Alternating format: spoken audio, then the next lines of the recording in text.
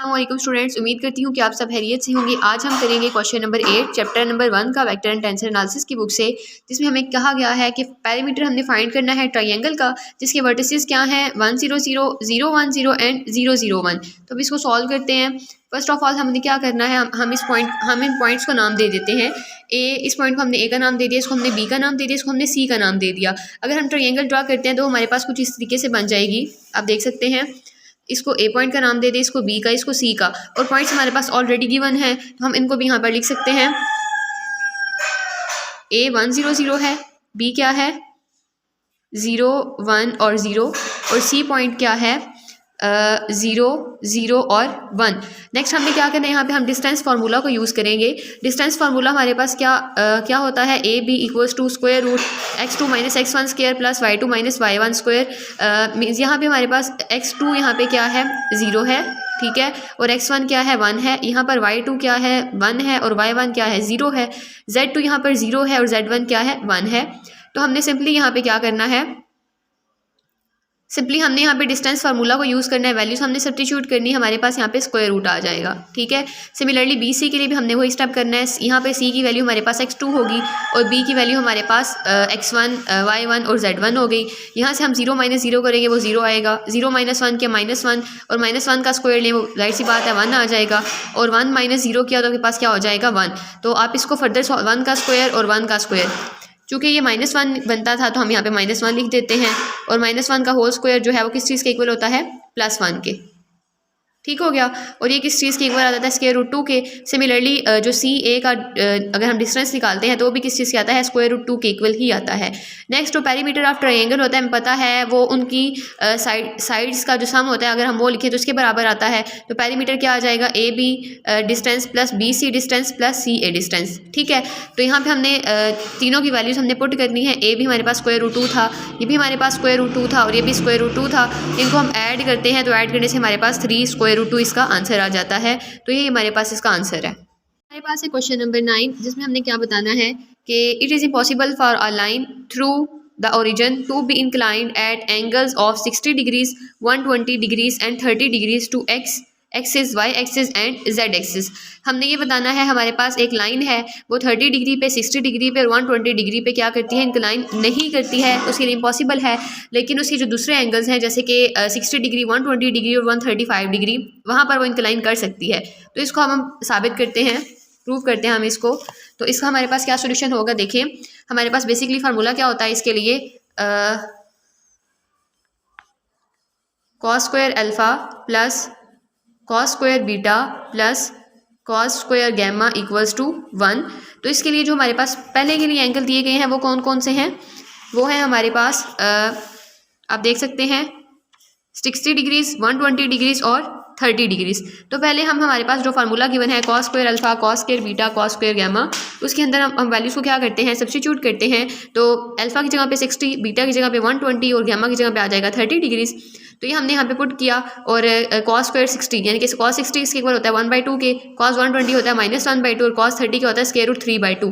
Values हमने put करनी है, इनका हमने स्क्वायर लेना है। तो स्क्वायर लेने से हमारे पास ये हो जाएगा 1/4, ये भी 1/4 हो जाएगा, माइनस और माइनस प्लस हो जाते हैं, बाकी आ गया स्क्वायर रूट 3/2। तो स्क्वायर रूट से कैंसिल हो जाएगा, यहाँ पे आ जाएगा 3/4। इनको हमने सिंपल इसका हम एलसीएम ले लेंगे। एलसीएम चूँकि यहाँ पर 4 है तो सबका 4 ही आएगा, इनको हम ऐड करेंगे तो आ जाएगा 5/4। अब 5/4 को अगर हम डिवाइड करते हैं, यहाँ पे हम चेक करते हैं इसको,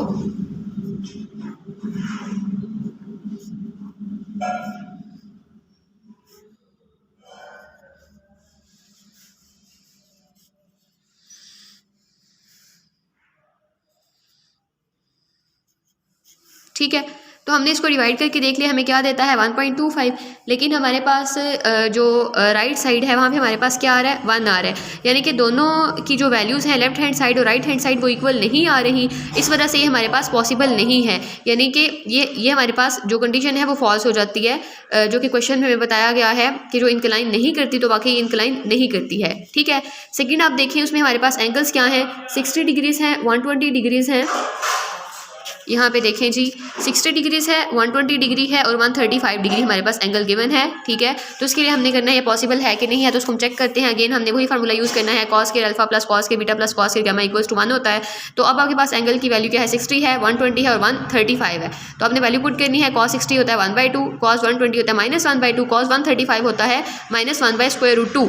तो अगर हम फिर हमने इनका स्क्वायर लेना है, ये हमारे पास आ जाएगा। इसका हमने एलसीएम लेना है, तो एलसीएम हमारे पास 4 आएगा।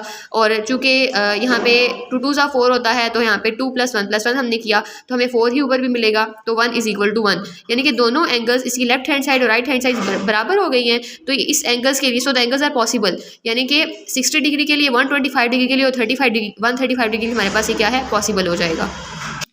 नेक्स्ट है क्वेश्चन नंबर 10। इसमें हमने ये बताना है कि डायरेक्शन कोसाइंस हमने फाइंड करनी है किस चीज़ की, direction cosines of the line joining the origin to the point 625। हमारे पास पॉइंट है 625, लेट्स से हम इसको नाम दे देते हैं पी का। और जैसे आपको पता है ओरिजिन क्या होता है, 0 0 और 0, ठीक है। तो हमने इनके डायरेक्शन कोसाइंस फाइंड करने हैं, तो हम करते हैं। डायरेक्शन कोसाइंस हमारे पास बेसिकली क्या होते हैं, you can say cos alpha, cos beta और कॉस गैमा, ये हमारे पास होते हैं डायरेक्शन कोसाइंस होते हैं, ठीक है। हमारे पास पॉइंट गिवन है और हमने इसके डायरेक्शन कोसाइंस निकालने हैं। तो हमने कहा हमारे पास पॉइंट पी है और ओरिजिन जैसे कि मैंने आपको पहले भी बताया वो हमारे पास होगा 0 0 और 0। तो हम यहाँ पे ओ पी डिस्टेंस फाइंड करते हैं, वो क्या हो जाएगा, जैसे कि हमें पता है फार्मूला के अकॉर्डिंग ओ पी हम कर रहे हैं तो x - 0² + y - 0² + z - 0²। तो x की वैल्यू आपके पास क्या है, 6 है। तो हम यहाँ पे कर सकते हैं 6 - 0² + 2 - 0² + 5 - 0²। तो इसका हमने स्क्वायर रूट ले लेना है। तो यही चीज़ हमने यहाँ पे लिखी है। उसको हम सिंप्लीफाई करेंगे, 6 - 0 0, सॉरी 6 - 0 6, 2 - 0 2, 5 - 0 5। इसका हमने स्क्वायर ले लेना है और इसको हम मज़ीद सिंप्लीफाई करते हैं। 6 का स्क्वायर क्या होता है, 36 होता है, 2 स्क्वायर 4, 5 स्क्वायर 25। इनको हमने ऐड किया, हमारे पास आ जाएगा 65। अब एक और बात, जो कॉस अल्फा होता है वो होता है x/r के, कॉस बीटा होता है y/r के और कॉस गैमा होता है z/r के, ठीक है। अब कॉस अल्फा की वैल्यू x है, x/r है। x हमारे पास क्या आ रहा है, 6, ठीक है, 6 और r क्या है 65, स्क्वायर रूट 65, वो हमने यहाँ पे पुट किया, हमारे पास एक डायरेक्शन को साइन निकल आया है। नेक्स्ट हमारे पास कॉस बीटा है, वो होता है इक्वल y/r के। y क्या है यहाँ पर 2 है, तो हमने यहाँ पे 2 / स्क्वायर रूट 65, ये भी हो जाएगा। नेक्स्ट हमारे पास कॉस गैमा है, तो वो है आपके पास z की वैल्यू 5 है, तो 5 / स्क्वायर रूट 5।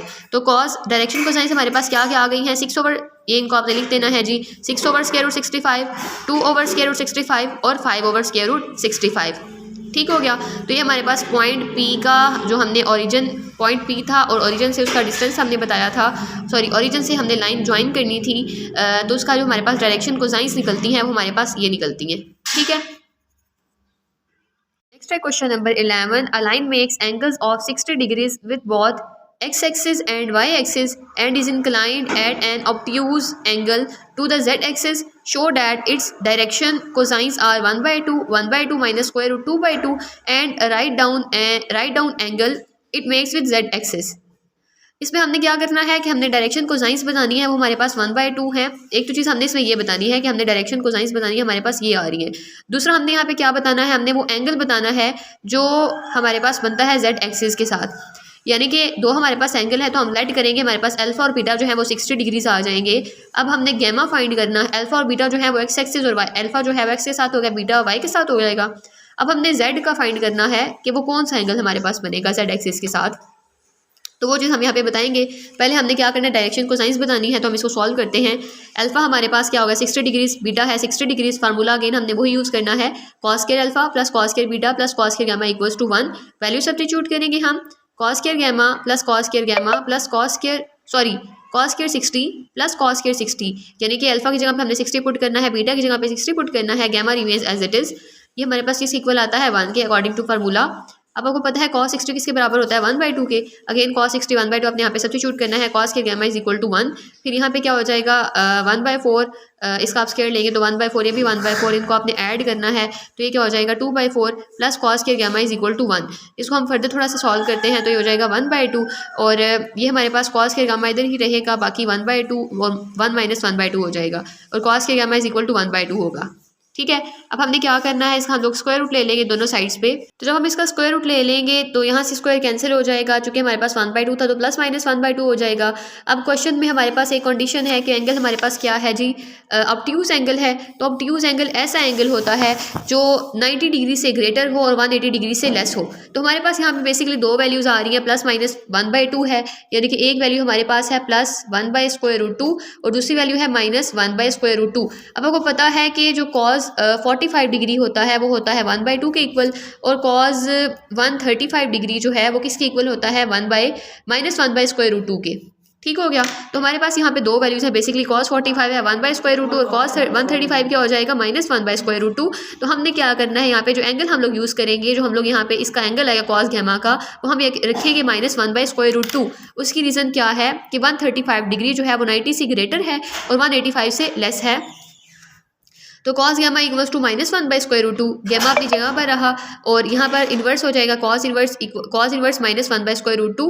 तो gamma is equal to 135 degrees. ठीक हो गया। तो z एक्सिस के साथ जो हमारे पास एंगल बनता है, एक तो चीज़ हमने ये बतानी थी एंगल कौन सा बनता है, वो एंगल हमारे पास क्या है, 135 डिग्री का है। ठीक है, यानी कि अल्फ़ा हमारे पास था 60, बीटा भी क्या था 60, लेकिन गैमा हमारे पास क्या आया है 135 डिग्रीज। और दूसरी हमारे पास डायरेक्शन कोसाइंस है। डायरेक्शन कोसाइंस हमारे पास आप जानते हैं cos alpha, cos beta, cos gamma होते हैं। अल्फा आपके पास 60 डिग्रीज है, बीटा भी 60 है और गैमा भी आपके पास क्या है 135 डिग्री है। तो यहाँ पे हमारे पास जो डायरेक्शन कोसाइंस आ जाएंगी वो हो जाएगा 1/2 और -1/√2। तो क्वेश्चन में चूंकि हमारे पास गिवन है -√2/2 है, तो इसको हम इस तरह लिख सकते हैं -√2/2, इसमें कोई फर्क नहीं पड़ेगा। ठीक है। तो डायरेक्शन कोसाइंस आपके पास क्या आ गई हैं जी, 1/2 -1/√2 और एंगल कितना है 135 डिग्रीज। तो ये हमारा क्वेश्चन था जिसको हम प्रूव कर चुके हैं।